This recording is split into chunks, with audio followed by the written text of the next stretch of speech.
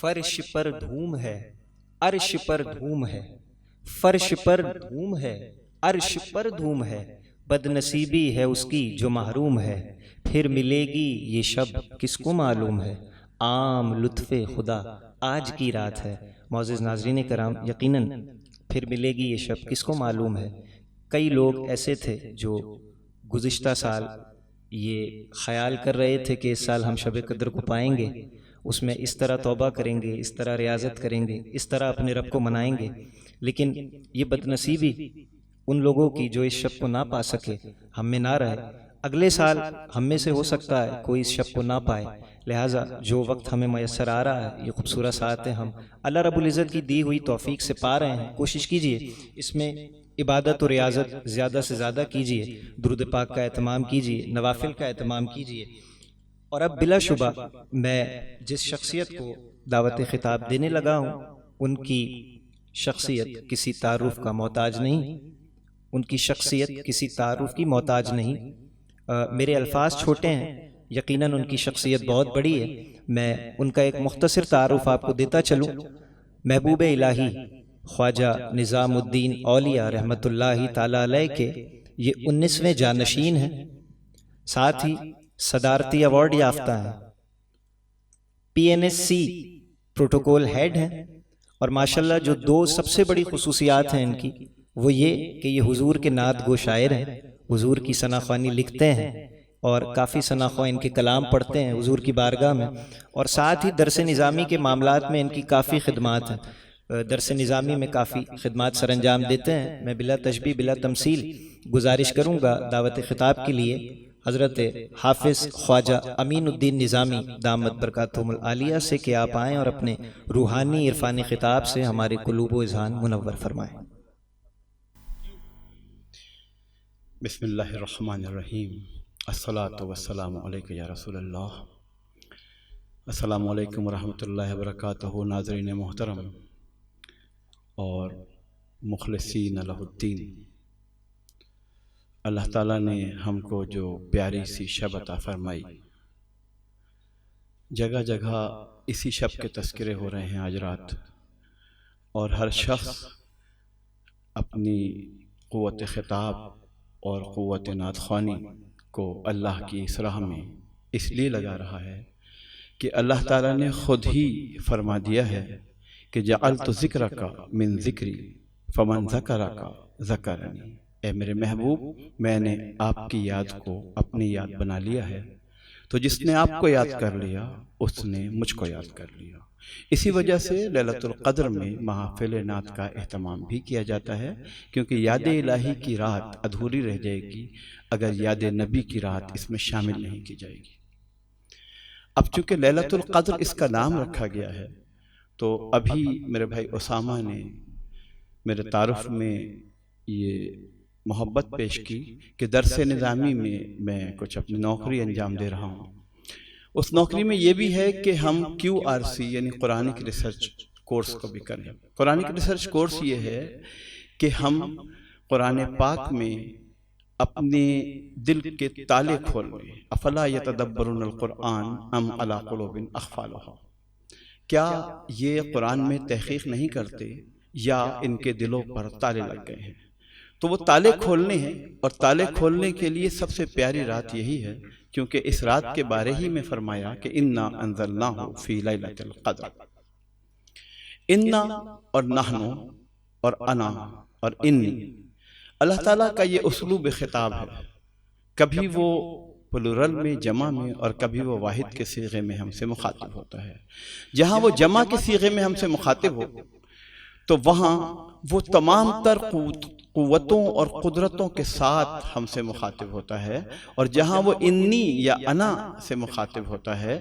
تو پھر وہ اپنی ذات خاص، ذات احدیت کے ساتھ مخاطب ہوتا ہے، اس میں اقربیت یعنی قربت کی انتہا ہوتی ہے۔ اسی سورہ قدر کو دیکھ لیجئے کہ وحی کے اعتبار سے یہ پہلی وحی نہیں ہے بلکہ 25ویں وحی ہے، لیکن اس سے رسول اللہ صلی اللہ علیہ وسلم نے منسلک کیا ہے پہلی وحی کو۔ جب آپ امہ کا پارہ کھولتے ہیں تو اس میں یہ سورہ قدر، سورہ علق سے منسلک نظر آتی ہے آپ کو، اور اس کے بعد سورہ بینہ نظر آتی ہے۔ یعنی کائنات صلی اللہ علیہ وسلم نے ترتیب وحی کو ترتیب رسولی میں تبدیل کیا تاکہ امت کو فہم قرآن آسان ہو جائے۔ چنانچہ اقرا کے بجائے بقرہ پہلے رکھی۔ وجہ یہ تھی کہ پچھلی امتوں کا حال پتہ چل جائے تو اس حال سے سبق لے کر اپنا مستقبل تشکیل دے سکے امت محمدیہ صلی اللہ علیہ وسلم۔ اسی ضمن میں، اسی پس منظر میں ہمیں یہ واقعہ ملتا ہے کہ ایک راہب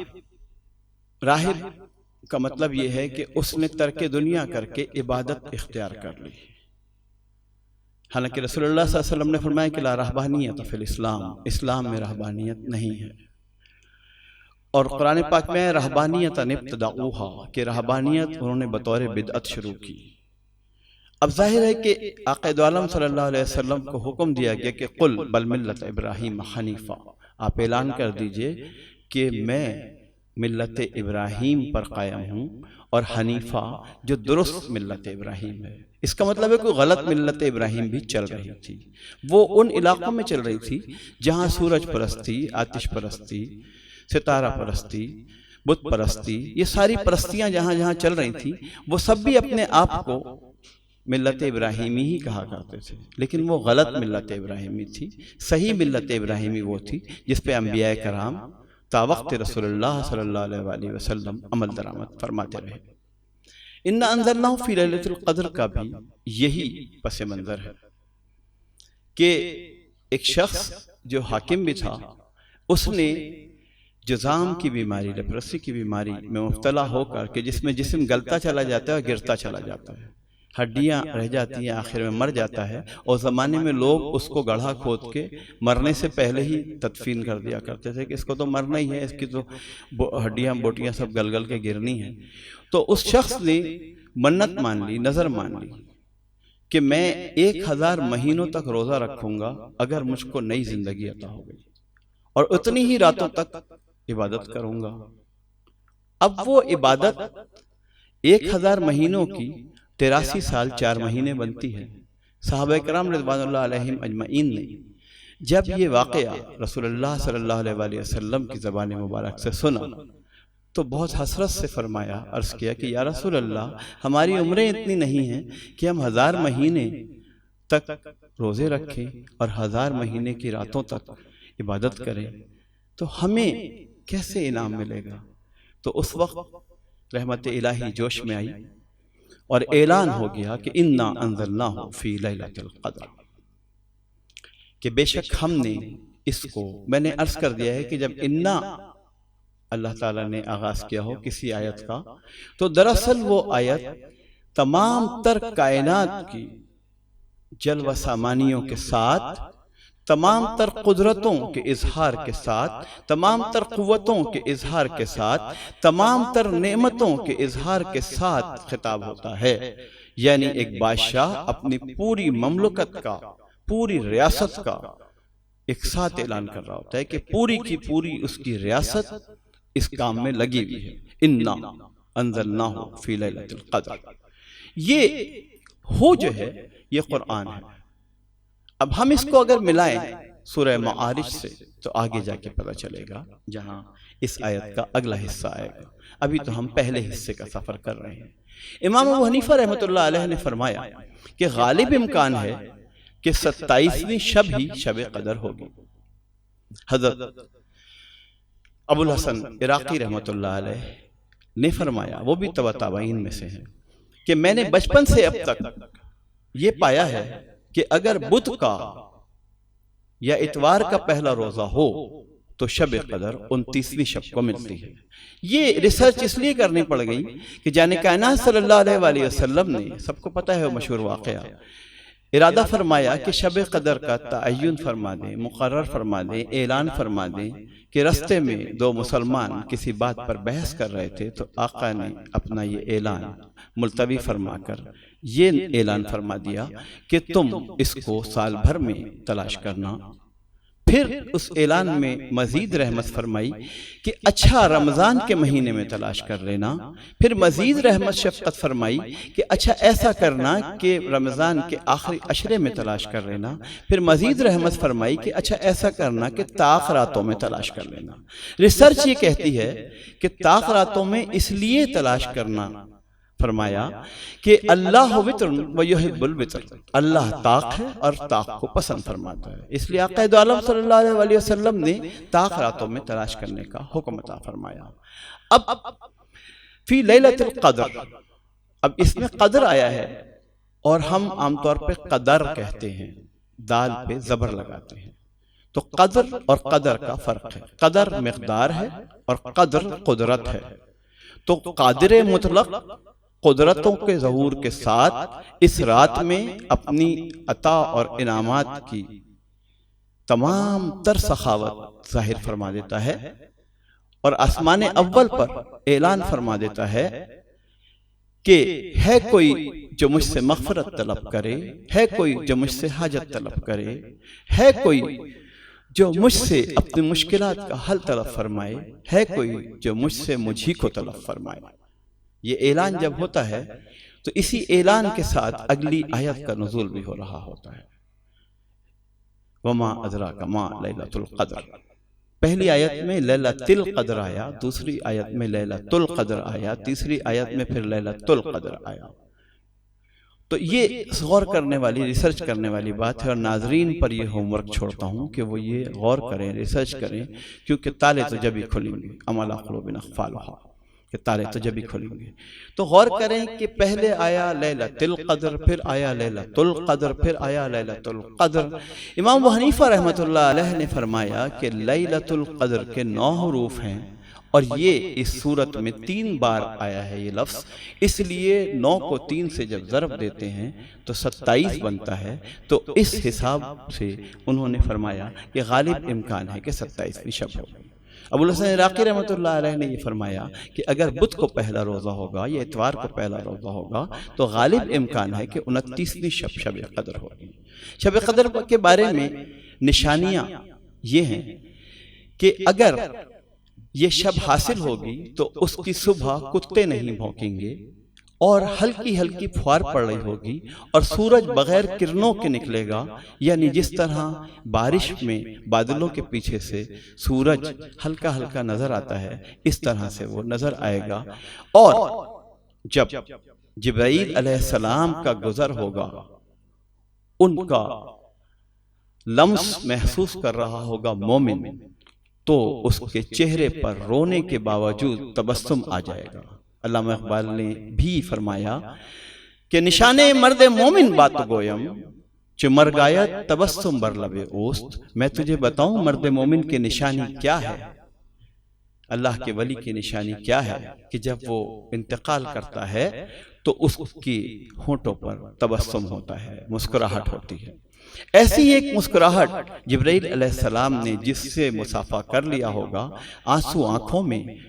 اور مسکراہٹ لبوں پہ ہوگی، یہ خاص نشانی ہے۔ اور ایک اور نشانی بھی بزرگوں نے بتائی کہ جب یہ آنکھوں میں آنسو اور لبوں پہ مسکراہٹ ہوگی تو جو پانی وہ پیے گا، سمندری پانی، وہ بھی میٹھا لگے گا اس کو۔ یہ ایک خاص نشانی ہے اس کی کہ اس رات میں جب جبرائیل علیہ السلام کا گزر کسی مومن سے عبادت کی مبارکباد دیتے ہوئے ہو جائے، مصافحہ کرتے ہوئے ہو جائے، تو وہ کیسے محسوس کرے کہ مجھ سے مصافحہ ہوا ہے، تو یہ بتائی گئی ہے۔ آگے آتے ہیں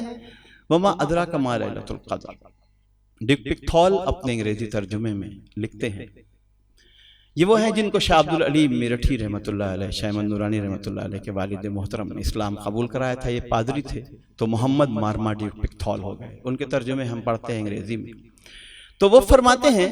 اس میں کہ وما ادراک ما لیلۃ القدر کا بڑا خوبصورت ترجمہ کیا ہے انہوں نے کہ is it conveyed to you that what night of power? Is it conveyed to you that what's night of power? تو انہوں نے نائٹ آف پاور قرار دیا ہے لیلۃ القدر کو۔ اس لیے کہ قدرت کاملہ کو قدر کہتے ہیں، اور دال پہ زبر لگا دو تو وہ مقدار ہو جاتا ہے۔ اب آئیے مقدار کی طرف بات کو، کہ آگے آ رہا ہے وما ادراک ما لیلۃ القدر، لیلۃ القدر خیر من الف شہر۔ اشارہ یہاں یہ آ رہا ہے کہ یہ رات رمضان ہی میں اتری تھی، اس لیے کہ مہینے کو جب اللہ تعالیٰ نے تعارف عطا فرمایا تو فرمایا شہر رمضان الذی انزل فیہ القرآن، شہر فرمایا، اور یہاں بھی شہر فرمایا خیر من الف شہر۔ تو اس طرح سے وہاں کا شہر یہاں کا شہر ملا تو کامن بات رمضان شریف آ گئی۔ اب اس میں خیر من الف شہر، الف یعنی 1000، 1000 مہینے جتنی، یعنی 83 سال 4 مہینے کی عبادت کو نٹشل کر دیا ایک رات میں۔ اور یہ ہے وہ رات جس کے بارے میں آقا نے فرمایا من صام رمضان ایمانا و احتسابا، جس نے رمضان کے روزے ایمان و احتساب کے ساتھ رکھے۔ آقا کی ایک اور حدیث بھی اسی ضمن میں ہے کہ حاسبو قبل ان تحاسبو، اپنا احتساب کر لیا کرو اس سے پہلے کہ تمہارا حساب لیا جائے۔ تو ایمانا و احتسابا، ومن قام لیلا ایمانا و احتسابا، اور جس نے وہ رات ایمان و احتساب کے ساتھ گزار دی قیام کی حالت میں، غفر لہ ذنبہ، اس کے گناہوں کی مغفرت پردہ پوشی کے ساتھ کر دی جاتی ہے۔ کیوم ولدت امہ، ایسے جیسے کہ اس کی ماں نے آج ہی کے دن اس کو جنم دیا۔ اتنا معصوم ہو جاتا ہے وہ شخص جو اس رات میں روزے کا بھی حق ادا کرتا ہوا اس رات میں داخل ہو اور ایمان و احتساب کے ساتھ قیام کر رہا ہو۔ تو یہ خیر من الف شہر، تنزل الملائکۃ والروح فیہا باذن ربہم، نزول ہوتا ہے ملائکہ کا اور روح کا۔ ارے فرشتے تو جبرائیل علیہ السلام بھی ہیں، ان کو روح کیوں کہا گیا اور بقیہ کو ملائکہ فرشتے کیوں کہا گیا؟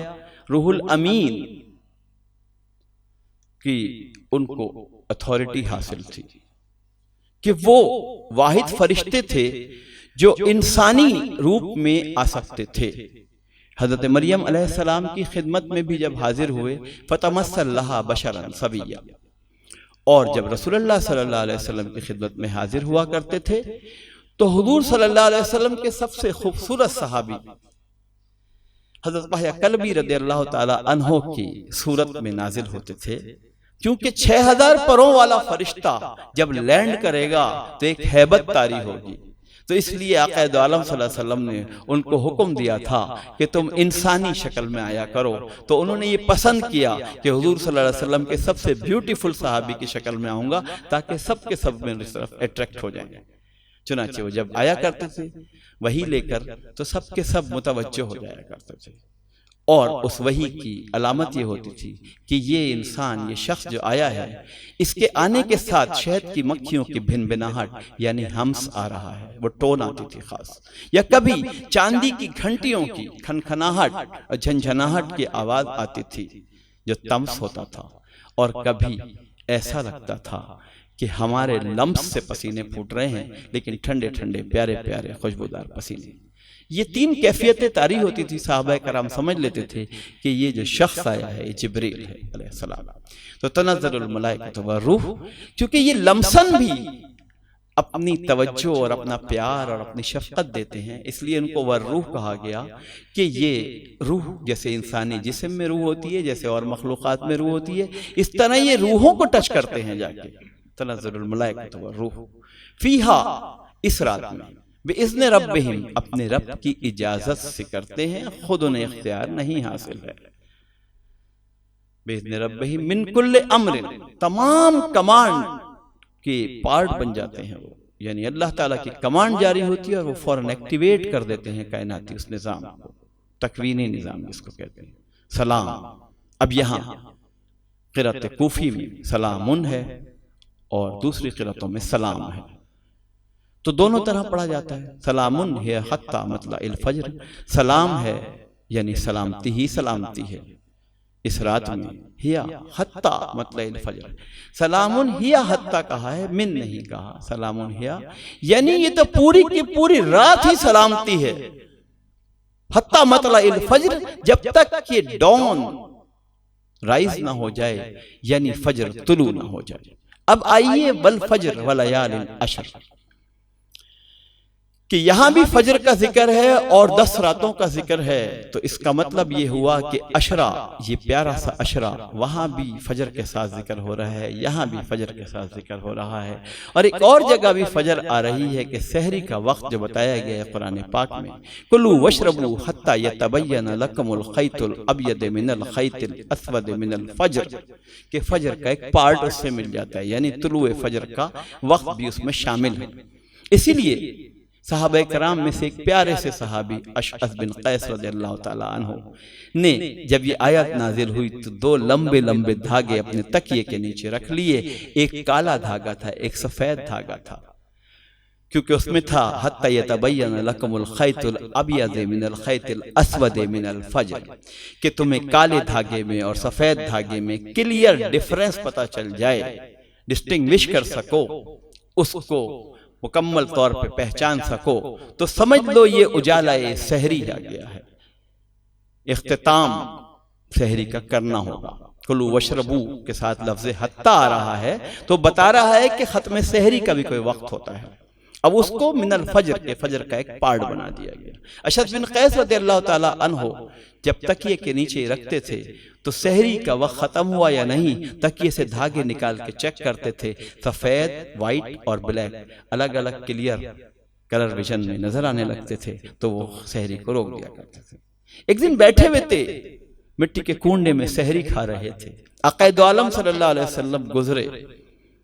سحری کھا رہے ہیں ابھی تک اور اذان ہو چکی ہے اور جماعت کھڑی ہونے والی ہے، اپنی چھڑی مبارک سے ٹھوری کے نیچے پیار سے کہا، اشعث تیرے دھاگے بڑے لمبے لمبے ہوتے جا رہے ہیں۔ ان کی اس پیاری سی ادا سے ہم جیسے نکموں کو یہ موقع مل گیا کہ کبھی سحری میں اذان کے وقت آنکھ کھلے تو یہ وسوسہ دل میں نہیں لائیے کہ اذان کے بعد میں نے سحری کھائی تو میرا روزہ ہوا کہ نہیں ہوا، بالکل ہوا، بلکہ اس روزے کا ثواب اشعث بن قیس رضی اللہ عنہ کو پہنچا دیا کریں، تو پکی مہر لگ گئی اس کے اوپر۔ اب آئیے آپ اس معاملے میں کہ تنزل الملائکۃ والروح، سورہ معارج کے 4 آیت میں آپ پڑھیں گے تو وہاں تنزل کے بجائے آتا ہے تعارج، یعنی وہاں معراج کا ذکر آتا ہے کہ ملائکہ نیچے سے اوپر چڑھ رہے ہوتے ہیں، پہلے تو نزول ہو رہا ہے، پھر اس کے بعد واپسی کا آ رہا ہے۔ وہ ذکر کیا ہے؟ من اللہ ذی المعارج تعرج الملائکۃ والروح، یہاں بھی ملائکۃ والروح آ رہا ہے، الیہ فی یوم کان مقدارہ 50,000 سنہ، اس کی طرف پلٹتے ہیں تو اتنا ٹائم لگ جاتا ہے ان کو کہ 50,000 سال کا وقت چاہیے ایک انسان کو فلائی کرنے کے لیے۔ یہ اتنا لے کے جاتے ہیں اس شب قدر میں ہم لوگوں سے، اتنے اعمال کی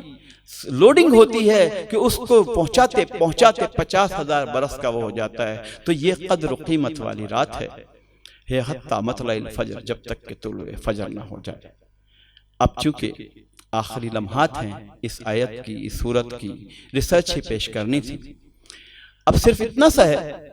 کہ چونکہ ہم لوگ یہاں بیٹھے ہیں اس رات کے لیے، اور کبھی کبھی ایسا ہوتا ہے کہ ہم باتیں کرتے رہتے ہیں، نعتیں پڑھتے رہتے ہیں اور نفلیں رہ جاتی ہیں، بلکہ عمر فاروق رضی اللہ عنہ تو یہ تک فرما دیا کہ نفلوں میں رات گزار دی اور فجر نہ ملی تو وہ نفلیں بھی منہ پہ مار دی جاتی ہیں۔ تو اگر نعتوں میں رات گزار دی اور نفلیں نہیں ملی تو کیا ہوگا؟ آئیے ہم اپنے اس خطاب کے اختتام پر 2 رکعت وہ پڑھ لیں جو جناب سیدہ فاطمہ الزہرا رضی اللہ تعالیٰ عنہ نے حضرت علی رضی اللہ عنہ کی کلائی پکڑ کے وعدہ لیا تھا کہ علی ان رکعتوں کو رائج کر دینا، اور روز حشر اگر حاجت پیش کرنے والے نے ان رکعتوں کے ساتھ اپنی حاجت پیش کی ہوگی اور اس کا مسئلہ حل نہ ہو تو میدان حشر فاطمہ کا دامن پکڑ لو، اور یہ وہ فاطمہ ہے جب پلسرات پہ پہلی سواری جائے گی میدان حشر کے فیصلے ہو چکے ہوں گے، سب سے پہلی سواری بنت رسول اللہ صلی اللہ علیہ وسلم کی جائے گی، اور رضوان جو جنت کا داروغہ ہے، فرشتہ ہے، اعلان کرے گا خُذُّوا أَبْصَارَكُمْ، اپنی نظریں جھکا لو، قد عبر بنت رسول اللہ صلی اللہ علیہ وسلم، اب شہزادی رسول کی سواری گزر رہی ہے۔ اب آپ سوچیں جب شہزادی رسول کی سواری گزرے گی اور یہ رکعتیں آپ پڑھ چکے ہوں گے تو انہوں نے کہا ہے کہ پکڑ لینا مجھ کو وہاں اگر مسئلہ حل نہ ہو۔ تو میں اجازت چاہتا ہوں اس بات کی کہ 2 رکعت اس لیے پڑھتے ہوئے دیکھ لیجئے کہ آقا نے فرمایا صلو کما رأیتمونی اصلی، نماز اس طرح پڑھا کرو جس طرح مجھے پڑھتے ہوئے دیکھ رہے ہو۔ تو اگر کسی کو بی بی عائشہ رضی اللہ عنہ نے فرمایا کہ اگر کسی کو شب قدر میں نفلیں نہ ملی ہوں تو کم از کم 2 رکعت ضرور پڑھ لے، اور آقا دو عالم صلی اللہ علیہ وسلم نے ان کو جو دعا سکھائی وہ دعا بڑی پیاری تھی، اللہم انک عفو تحب العفو فاعف عنی یا غفور یا غفور یا غفور۔ 2 رکعت کی اجازت، جزاک اللہ۔ إنا أنزلناه في ليلة القدر